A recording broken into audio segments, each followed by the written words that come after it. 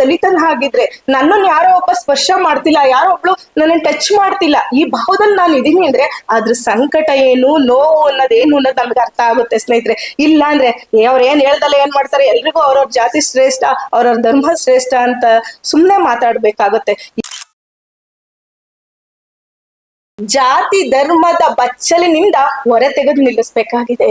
ಅಂದ್ರೆ ಇಲ್ಲಿ ಅರ್ಥ ಏನಪ್ಪಾ ಅಂದ್ರೆ, ವಚನಕಾರರನ್ನ, ವಚನಗಳನ್ನ ಕೆಲವೊಂದಷ್ಟು ಜನ ಇವ್ರು ನಮಿಗ್ ಮಾತ್ರ ಅಂತ ಹೇಳಿ ಸೀಮಿತವಾಗಿ ಕಟ್ಟಿಟ್ಕೊಂಡಿದ್ದಾರೆ. ಅದಾಗಬಾರ್ದು.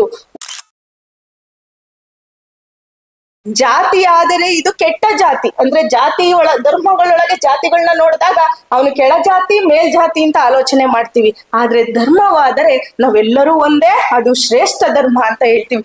ಇದು ತಪ್ಪು. ಯಾಕೆಂದರೆ ಈ ಜಾತಿ ಮತ ಮೇಲು ಕೀಳು ಭಾರತದಲ್ಲಿ ಏನೆಲ್ಲ ಆಗಬಹುದು, ಆದರೆ ಕೇವಲ ಮನುಷ್ಯನಾಗುವುದು ಬಲು ಕಷ್ಟ. ವಚನಕಾರರ ದೃಷ್ಟಿಯಲ್ಲಿ ಅರಿವು ಎಂದರೆ ತನ್ನಷ್ಟಕ್ಕೆ ತಾನು ಇರುವ ಕೇವಲ ತಿಳುವಳಿಕೆ, ಜ್ಞಾನ ಮಾತ್ರವಲ್ಲ, ಅದು ಕ್ರಿಯೆಯ ಅನುಭವದಿಂದ ಒಡಮೂಡುವುದು. ಅವನೇನಾದ್ರು ಜಾತಿಲಿ ದಲಿತನಾಗಿದ್ರೆ ಅವನನ್ನ ಮಾತಾಡ್ಸೋ ಶೈಲಿನೇ ಬೇರೆ ಆಗಿರುತ್ತೆ. ಅದೇ ಅವನೇನಾದ್ರು ಶ್ರೇಷ್ಠ ಜಾತಿ, ನಾನಿಲ್ಲಿ ಯಾವುದೇ ಜಾತಿ ಧರ್ಮದ ಪರ ನಾನು ಎಂದೂ ಇಲ್ಲ, ನಾನು ಯಾವಾಗ್ಲೂ ಕೂಡ ವೈಯಕ್ತಿಕವಾಗಿ ಹೇಳ್ಬೇಕು ಅಂದ್ರೆ ವಿಶ್ವ ಮಾನವ ಕಲ್ಪನೆಯಲ್ಲೇ ಬದುಕು ನಡೆಸೋ ಅಂತವಳು.